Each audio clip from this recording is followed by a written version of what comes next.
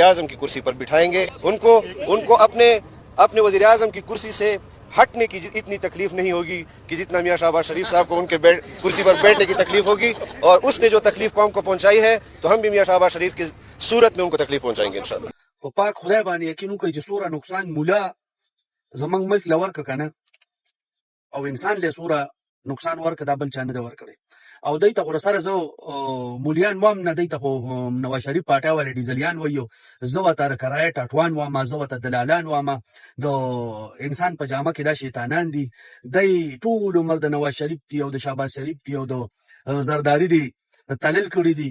ته د دې ګیرې ته وګوره، د دې پټکي ته وګوره، د دې خوشامند ته وګوره. او خوا کې ورسره د نشنلیانو مشل مولال دی، د نشنلیانو مشل ملدانه هیدروټي ورسره ولال دی. هیدروټي مو خاندي، هیدروټي او خاندي چې لکه مولا خپل خبره وکړه.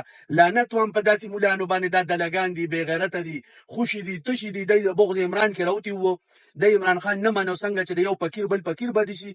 داسې دی وی چې عمران خان کوم سیاست لراوتره، پیسو ګټل راوتره. الحمدلله عمران خان ته نه پیسو ضرورت شته، نه وته مشورې دو ضرورت. عمران خان ساده څه شي کمېره. خلک د عمران خان د پر خپل ځان قرباني، تاسو لپاره سو خدای را کړل قرباني د خوشي زامنو. او چې کم یو سړی د مولا سپورټري انو که زما رشتہ داري، که زما یاري، که زما دوستي، زه په لعنت وامه او ما سره د غم خادم نه کوي. تاک نیول غم خادای کی